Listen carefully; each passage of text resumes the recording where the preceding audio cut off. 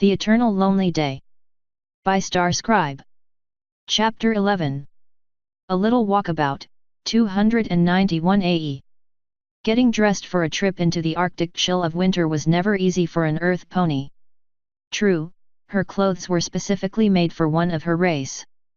There were pull tabs and clasps large enough for hooves or mouth to operate. Even so, a process that might have taken 10 minutes with hands took over an hour without them. She dressed Esri first, then closed off access to the city's heat system for good. The old mansion had pre-event insulation and held heat far better than their new buildings, yet still she could feel the chill seeping in as she dressed herself. Alex donned thin underclothes, a dense thermal layer, socks on each hoof, a waterproof layer, then the enchanted coat and jacket. The spell was intelligent, it wouldn't bake her alive if she was inside. That was why she could watch little Esri bumble around the house, flailing and falling over and over like some kind of stuffed doll, without fear that the drone might overheat while Alex dressed. The last step had been the hardest. Last night, Alex had trimmed her mane to a boyish shortness. She hoped she would seem like a stallion to anyone they happened to meet. She had burned the excess, though the length upbraided had grown well to ground level in her many years. It was going to take many years more to grow back. "All right, Esri, come here," she called, once she was dressed. "I'm going to put your saddlebags on." The drone wasn't particularly obedient, but she wasn't very good at escaping when so awkwardly dressed, so Day was able to wrangle her back without much difficulty. "Here you are." She lifted up the little bag, not unlike what many school children wore. It contained a basic survival kit and a little money, though she was fairly certain Esri had no way of making use of either. "Your very own saddlebags. We all carry them when we travel." When it became clear to the drone that these were a gift Day had specially prepared just for her, then Esri didn't struggle but instead stood perfectly still and accepted her love with greedy eagerness. She was starting to look a little rounder around the edges from her week in Alexandria. Somehow Day doubted she would stay looking that way once their trip actually began. Love had been a good way to win her loyalty, but would it be enough? "We've got a few weeks to find out," she said, even as she turned away and approached her own saddlebags. Though as old as the event itself, these saddlebags were utterly untouched by time, the stitches as crisp and the fabric as soft as the day they had been given to her. Each side bore the cutie mark of one of the equestrian diarchs, each concealing its own spatial claudication. As such, her bags were even emptier looking than Esri's. Hopefully that meant she wouldn't look like she was worth robbing. That was all. Everything they would need was either in the saddlebags or in her brain. "All right, Esri. Do you need anything else?" Of course the drone didn't answer, though she had an eager look about her. Even the changeling could tell they were about to do something important. "Alrighty."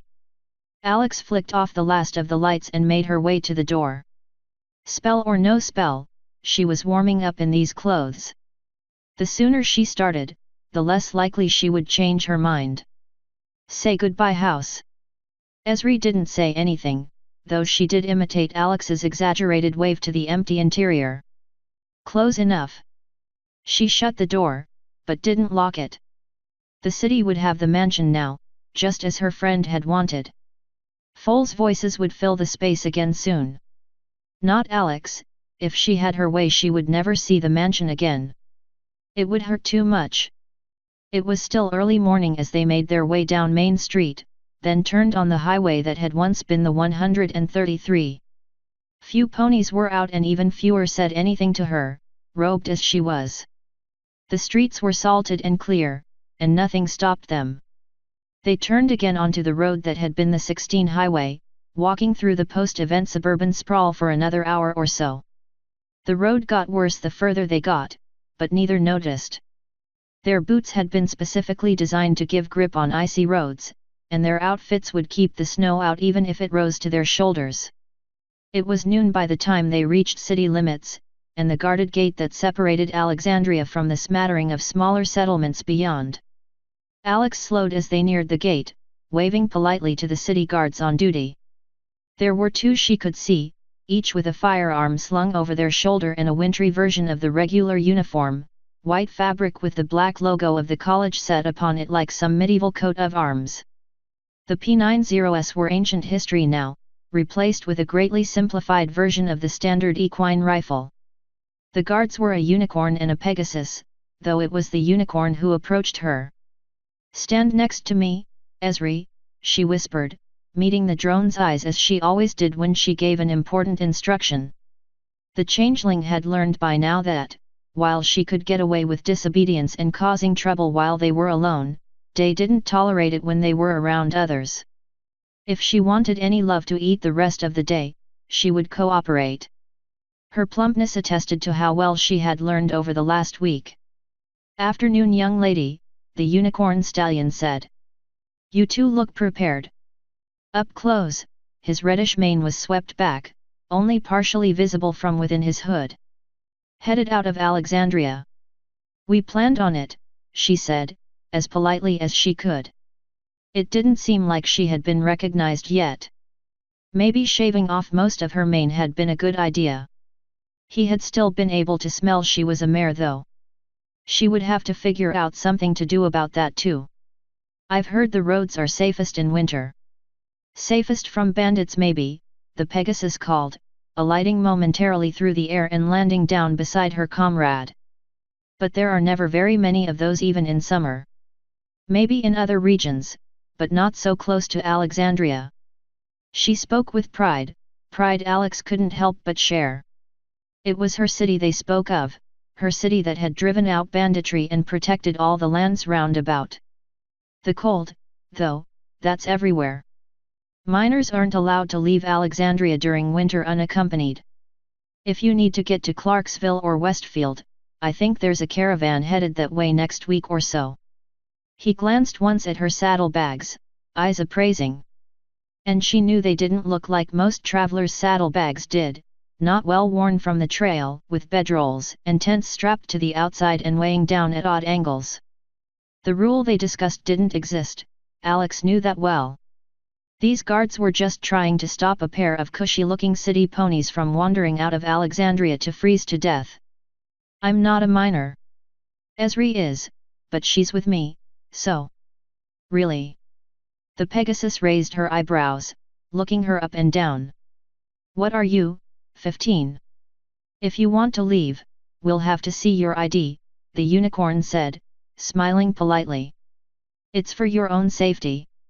Underage ponies shouldn't be wandering the wilderness alone." "Fair enough." Alex sighed, but it wasn't like she hadn't been expecting this. She didn't even have to reach into her saddlebags, just reached into a pocket with her mouth and offered the wallet to the unicorn. He took it with his magic, opening it up so that he and his partner could both see. Alex watched his mouth gape slowly open, and she pulled down her hood so that he could get a better look, and compare it to the photo inside. Black and white though it might be, and with far longer hair, it would be impossible to mistake her. The Pegasus recovered first. "Why you re lonely day?" She nodded. "I learned about you in local history, back in grade school." The mare's ears pressed flat to her head in embarrassment. "First and longest running mare, right? I didn't think the part about you still being alive was actually true." Day smiled, "It was last I checked."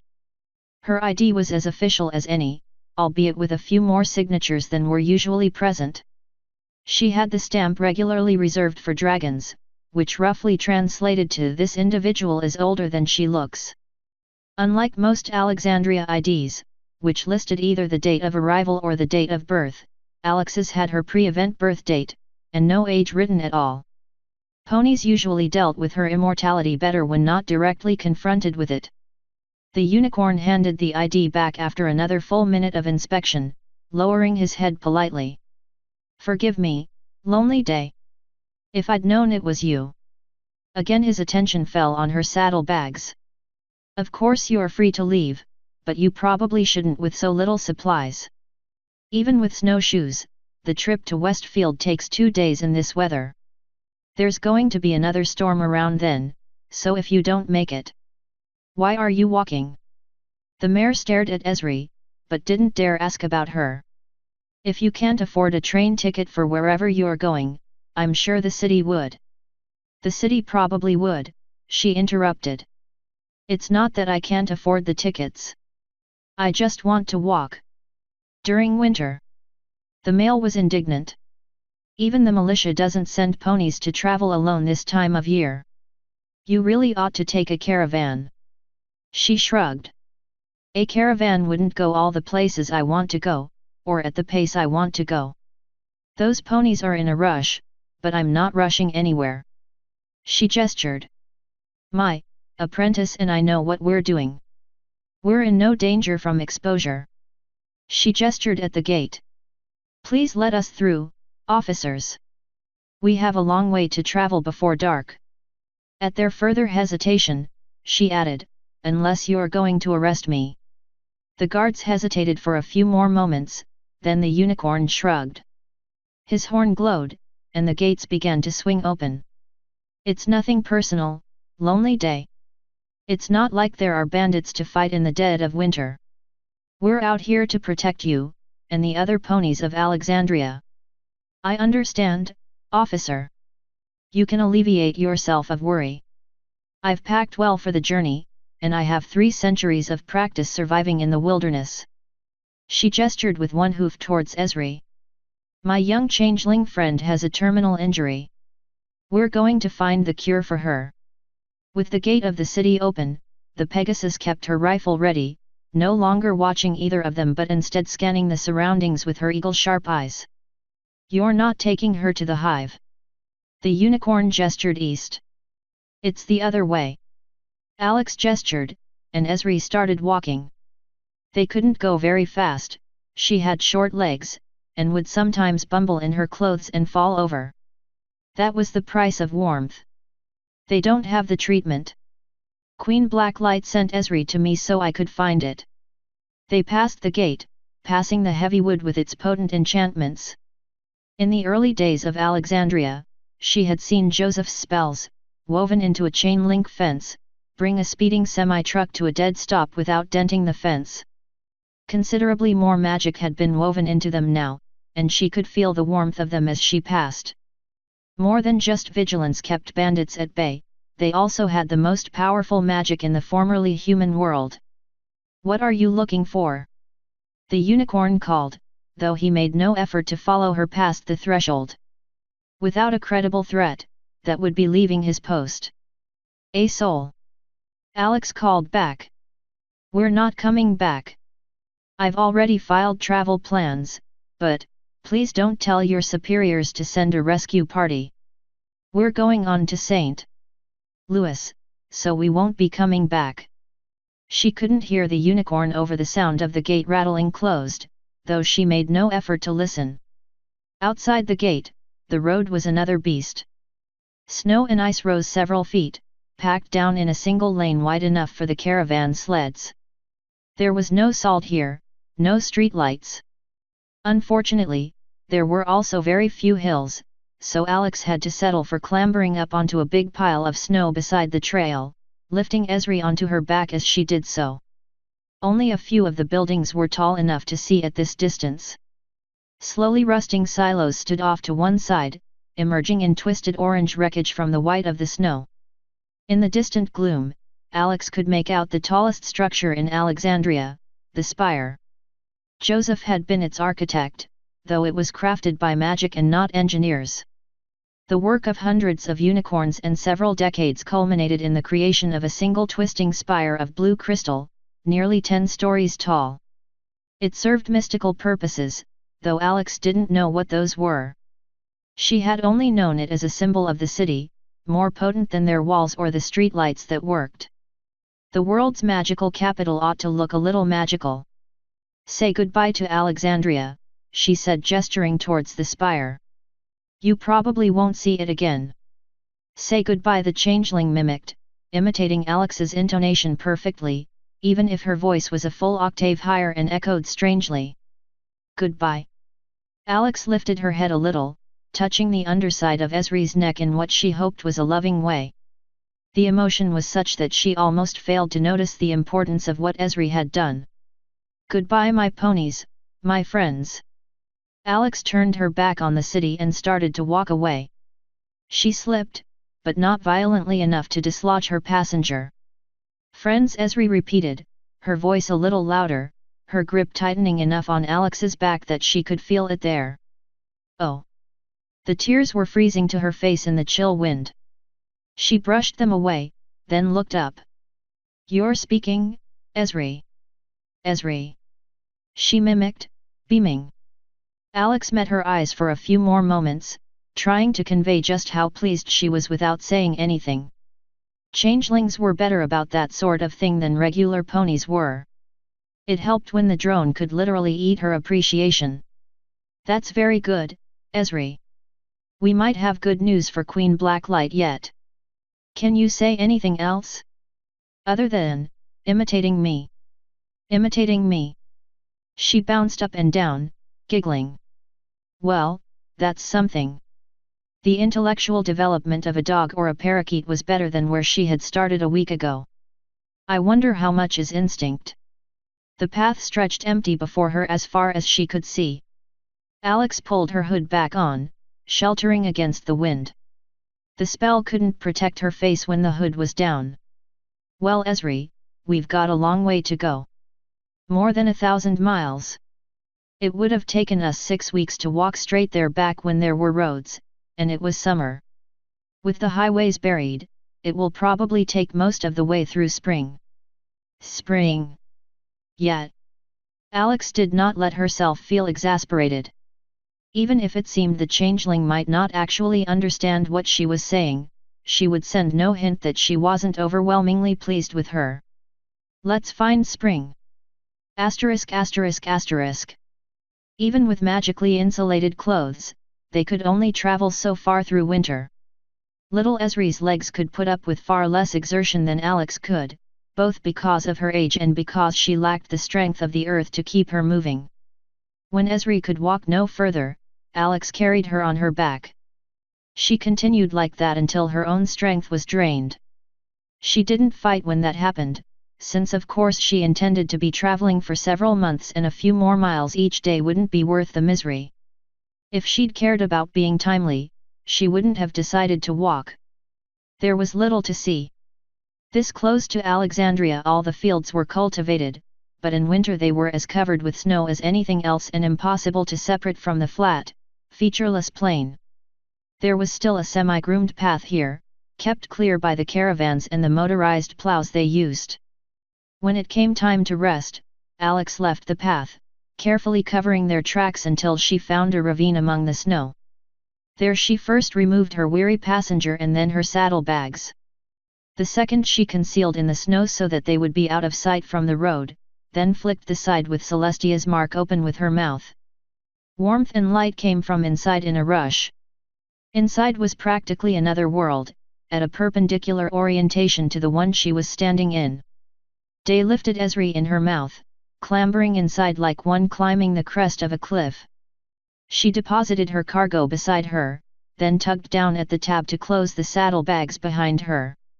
Esri stirred with a sound like surprise, though it was hard to tell for sure. She couldn't sense emotions like her friend, but that seemed like the right choice. She had been pretty surprised the first time she had seen this place. The library had been built by equestrian crafts ponies from the wood of another universe. 3 levels it was, with a tall balcony overhead ringing the circular space, rows of shelves on the ground floor, and a small basement with even more shelves. The entire area was lit by brilliant glowing blue crystals mounted like torches from walls or hung in chandeliers. The entire library had been built with the precision of a Victorian pocket watch, and just as much subtle beauty and grace. It had hurt when she tore out most of the shelves, they had been works of art. The entire library had been transformed into the interior of a small cottage. The books and shelves were all gone from the ground floor, replaced instead with a little sealed coat room, a grate, and a tub to catch the snow. Another wall had coiled tubes and pipes, but she ignored these in favor of helping Esri and then herself out of their snowy outer layers. Once boots, jacket, and trousers were hanging to dry, she pushed over the glass door beyond into the ground floor. It was amazing how open the space could look without the shelves. The original equestrian tapestries and crystal lights adorned the walls, along with several new mirrors Alex had mounted to make it feel more open. Pretty neat, hey. Neat hey, Esri repeated, fully awake. She wandered into the thickly carpeted sitting room, passing the cold and dark electric fireplace. She hopped up onto one of the squishy couches, then onto the desk by the wall. Alex ignored her, heading instead into the little kitchen that looked like something out of history. Well, they were out of history. She ignored those things for the control panel. Hydrogen tanks read full, power nominal. She flicked on the heating system, which would be required to run constantly so long as they were inside. Alex understood very little of the claudication, but she suspected the entire area was in some kind of temporal stasis when it wasn't open. On the other hand, once somebody went inside it couldn't ever be properly closed, and the outside would leak in. Hence the thermal glass and insulation around the entrance. I want to be conservative with our power until we get out from where there might be other ponies, she called, then pulled open the pantry door with her teeth. No cooking our food or using anything but the heater until we're into the wild. I'm not sure you care. Once we're done with dinner, I'll give you the rest of the tour. You'll be using this thing with me for the next few months, so. Esri said nothing to that, though she did gradually make her way back towards Alex at the mention of food. Alex lifted out a jar of Sky's vegetable soup and set it on the counter. Esri didn't seem particularly pleased with it, but she ate it anyway. Alex's appreciation depended on her good behavior. When they were done, Alex took her down the stairs to the basement level. Most of that was sealed away, filled with the equipment that kept the shelter running, but the bedroom and bathroom were accessible. The bathroom had a working sink and shower, though such limited water that they didn't use either one. Lonely Day had already reconciled herself to the frequent company of long-distance travelers, odor. When she had shown Esri the facilities and repeated several times her standards were the same as they had been back in Alexandria, she took the exhausted drone into the bedroom. The bed was another relic, an HPI foam mattress adorned with pony-woven sheets.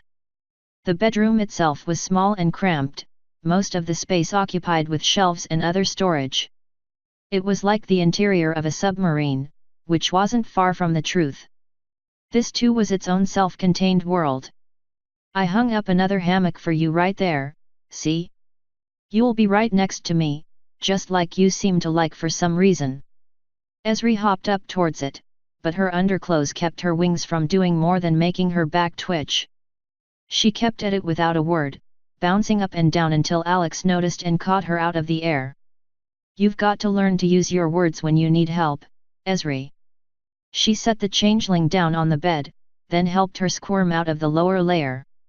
Esri buzzed up and into her hammock the instant she was free, wrapping herself up until only her face poked out.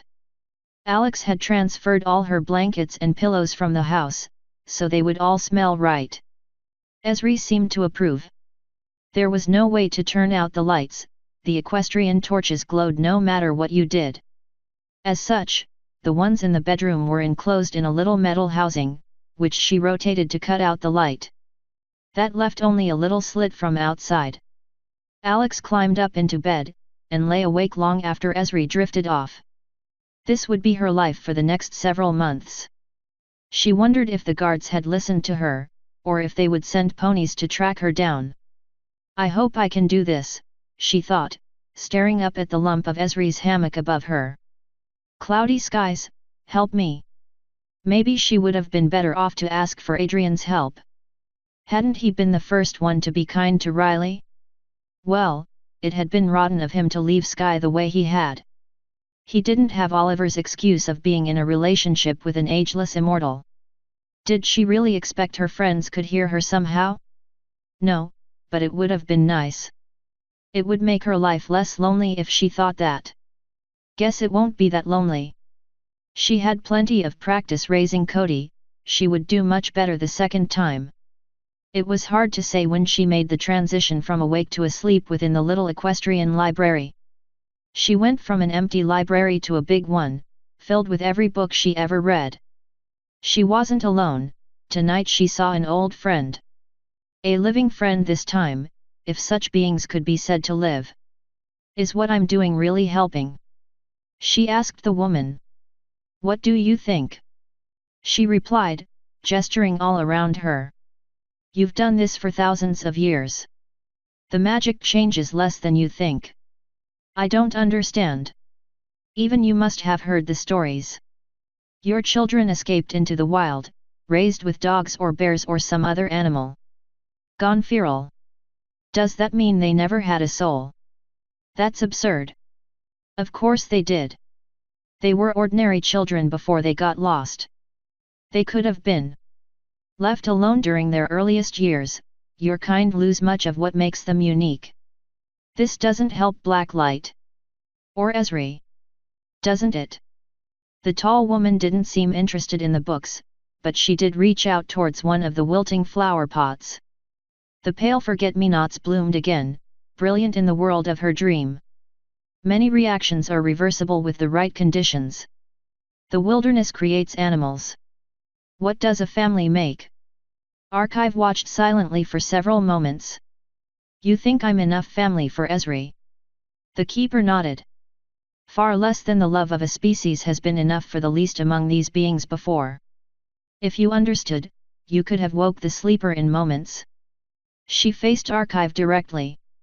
My servant Riley Owens was not honest with you. She couldn't bear the pain, yet she would tell you if she could. Blacklight doesn't lie to me.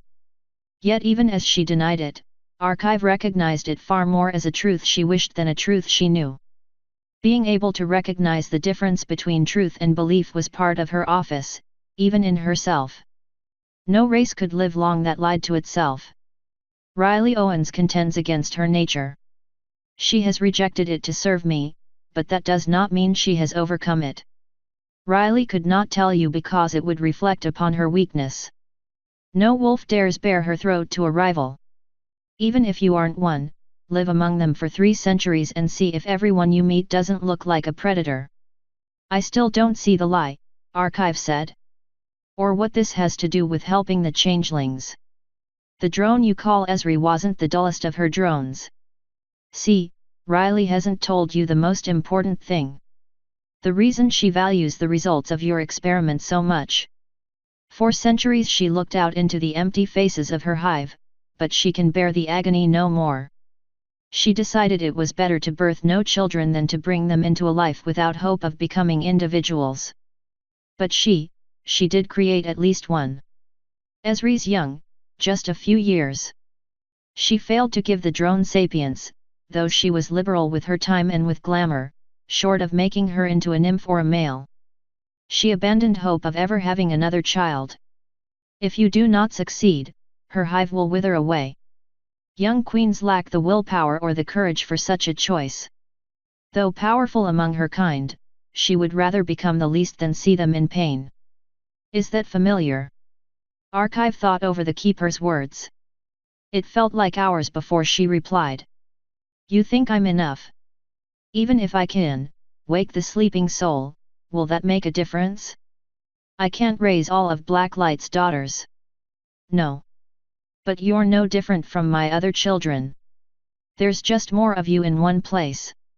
What you do in a week, they do in a year. So succeed. Give my servant hope again. You think I can, she repeated, mostly to herself. Isn't that why you're here? Asterisk asterisk asterisk. Alex woke the next morning to the sound of a literal gale from outside, along with the roar of thunder and the pounding of what sounded like hail. Worse than either of those sounds were the frightened sounds Esri made, and the tightness of her grip on Alex's side. No sound could wake her, not when she was having that dream. SHH, it's okay, Esri. It's just weather outside. It can't get us in here. Maybe not, but that didn't mean it wouldn't have an impact. Fabric shook somewhere far away, and the temperature was 10 degrees lower than what it had been when she slept. Well within acceptable parameters for an earth pony, but for a drone. She understood what had driven Esri into her bed. Just as they depended on other species for glamour, they relied on their environments for heat. Death was certain without either one. Alex tried to get the drone to stay safe in her own still warm bed, but she refused to let her leave without thrashing and crying out with all the violence of her first day. "Fine, suit yourself. I'm just trying to help." Alex hopped out, but didn't fight her off, letting Esri cling to her back. "Damn weather report didn't say it was coming this early in the morning. Come on." She pushed the bedroom door open, then hurried up the stairs. It got colder the closer to the entrance they got, and the ground floor was even chilly enough to make her shiver. It got worse as she made her way to the entrance. The library could not be moved so long as living things were within it, not by any strength of ponies or any magic. Indeed, she had once put the saddlebags on a large pile of sand, had Huan climb inside, then shut the pocket and removed the sand. The library had hung in the air, as though suspended on an invisible hook. Alex didn't know how much weight the spell would support outside, but she hadn't ever tested further. She wasn't worried the storm would blow them away. Bury them, maybe. But not move them. The wind couldn't blow open the entrance, for only Alex's will could open it. Yet a little air must circulate, because the temperature would change and ponies never suffocated who visited. It seemed to transfer fastest around the entrance, because when she opened the thermal shield she was plunged into an Arctic wasteland. Esri cried out as though she had been struck, clinging all the tighter to Alex's back. "I know. This will only take a second." The gale outside must have been truly remarkable, because she even felt some of the breeze when standing beside the entrance. Alex pulled down on a thick layer of reflective plastic and canvas, until it completely covered the entrance. She zipped all the way around the edge, then pulled down a thick blanket to cover that. The wind stopped. Even so, she returned to the relative warmth of the interior, making straight for the kitchen and turning the heater system up all the way. She could practically hear the hiss of her hydrogen burning away downstairs, and the gesture cost her a little, but not nearly so much as it would cost if Esri got hurt. "Let's find somewhere more comfortable for you," she muttered, wandering over to the fireplace. She turned this on too, cranking the heater inside all the way up and sitting down beside it. Within a few minutes Esri released her death grip on her back, spreading herself on the floor in front of the fireplace like a cat. "Can I get up now?" The drone didn't object, so Alex rose to get them both dry cereal and milk for breakfast. Neither one would last, so she wasn't conservative with their portions. "Guess you must not get much of storms in your hive," Alex murmured, over the crunching of the cereal in Esri's mouth. She still hadn't managed to get the little drone to eat with a spoon. That was hardly at the front of her mind today. Today she didn't even bother to make her sit at the table, but ate beside her on the floor in front of the fireplace. "Or maybe you're too young to have seen any really bad ones.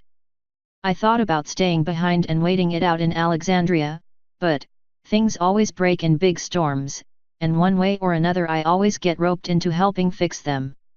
Not this year." Esri moved a little closer, resting against Alex's side. She shivered violently with each and every boom of thunder. A pity it was so cold. Alex would have loved to go up there and see it for herself. Alex loved storms. Cloudy skies had loved them too. "Don't worry, Esri. It can't get in. I won't let it get in." She gestured vaguely around them. This library was made by equestrian wizards, and they made their spells to last. "Last," Esri whined. "The fancy stuff is mine, so it's sturdy too." "Did the conversion into a house?" She shrugged. "Well, I guess I started over a century ago. But don't worry, things in here aren't old. There's some kind of stasis spell on it. Part of how I was able to get things that work."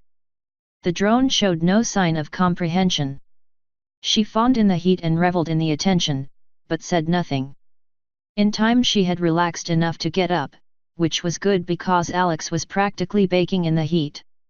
It took 3 days for the storm to pass, 3 days spent with the distant roar of wind and rattling of fabric. As much as the ordeal was difficult for Esri, she was relieved by all the noise. Noise meant they hadn't been buried, which was the only thing that could give them real trouble. How much damage could 10 feet of snow do if she opened the door too suddenly? Alex tried whatever she could think of to pass the time with Esri, but the drone had no patience for video or board games, no desire to watch movies, and no interest in music. In the end, she did find something the drone appreciated. Books. She couldn't read, no more than Alex would have expected a 3-year-old pony to be able to read. Yet she could listen, or at least sit still while Alex read. Actually holding the book seemed important too. While Archive could call up anything she had ever read and recite it perfectly, Esri only paid attention if the prop was in front of her. Lonely Day didn't question why this might be, nor did she complain. The top floor was still a library, even if only a third of the shelves held equestrian books. That collection had been spread and copied many times throughout the world, leaving only a few hundred of the originals. Archive had kept the originals of the most esoteric or dangerous books of magical instruction, those complex enough to offer her some help in understanding her own nature. Most of the equestrian books still in the library were copies, not originals, with the standard block letters of an Alexandria printing press and pre-event leather covers. Yet these books too pushed her drone to boredom. Only one genre was diverting enough to keep Esri from noticing her fear of the storm: fantasy. In 3 days, they made it through the Fellowship of the Ring and started in on the 2 towers. Once the storm had finally passed, Esri went from bored to delighted at Day's ability to recite without a book in front of her, and became antsy whenever she went more than an hour of their walk without more of the story.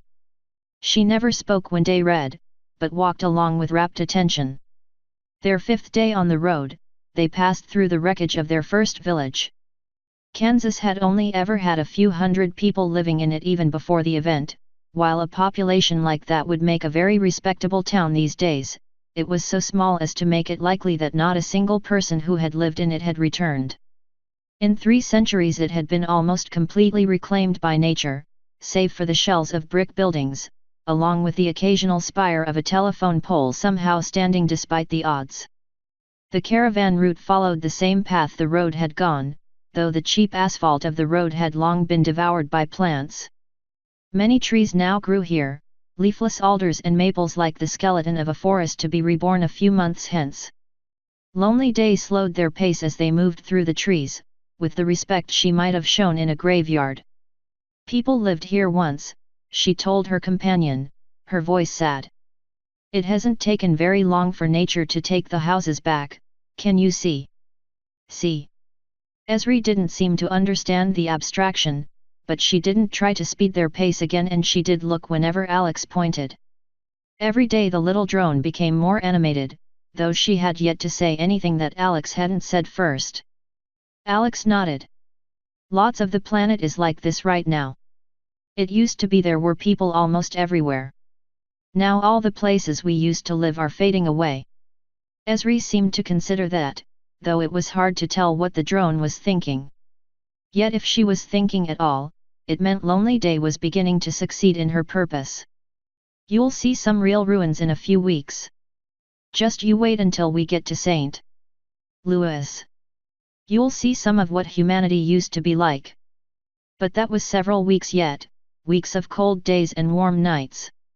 Her conservatism let their hydrogen last a full 2 weeks before it was time to charge again. That meant walking well off the trail into the hills, unrolling the solar mat, and letting the whole thing recharge over the course of a week. In theory her shelter could recharge in a day, but that took a full day of summer sunshine. When they reached Charleston, they stayed 3 full days in a traveler's hostel. 3 full days of hot meals every night and hot showers every morning. Charleston wasn't even half the size of Alexandria, but the ponies were kind to travelers and didn't ask too many questions. Alex even dared to use the time to charge the shelter, exposing what she could of the solar mat through their single window. Before they left, Lonely Day penned a letter to Riley, and paid 2 whole chits to have it flown by Pegasus messenger back to Alexandria. She didn't write much, not daring to allow any of what she knew, or suspected she knew, from her strange dreams to get into the hooves of rival changeling clans. Was it possible her mission was known among them? She hadn't tried to hide Esri the day she left. Changeling drones were not strange in Alexandria, but seeing one so young was practically unheard of. Every pony she spoke to in Charleston just assumed she was a returned human, unlucky enough to be a changeling but lucky enough to have an older sister who would look out for her. Day did nothing to discourage this belief. English was still the written and spoken language, though some words had drifted towards other meanings and numerous new slang terms had appeared from nothing.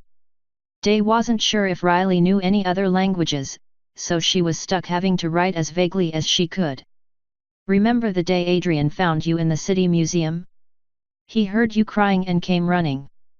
We never expected to find any pony news so fast, let alone in there. It didn't take you very long at all to impress me.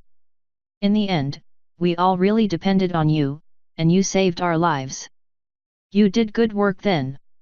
I haven't thought about that for a long time. I wish I could ask Adrian what was going through his head when he first saw you. I'm pretty sure he'd have given me an honest answer, even if he did end up treating Sky like a dick and run off on her. I'm safe and well. Travel is slow, but that's by design. How many ponies are going to get to say they watched the country rot away before their eyes? Figure if I'm alive I might as well take a look. Be safe until I write again. If you want to write back, send Telegraph or Pegasus to the Old Boot Hotel in St. Louis, by my birthday. I won't wait if I don't hear from you. I think Adrian would have really liked it there. Day. Was she being paranoid? Maybe. But if this whole situation was as important as the Keeper in Blacklight herself had made it out to be, maybe a little paranoia was warranted. Pity Esri couldn't shapeshift yet, a little of that and they could have been practically invisible. They encountered nothing even hinting at danger for themselves that wasn't natural in Charleston, or during the next few days into Mattoon. When the danger finally came, it had nothing to do with changelings.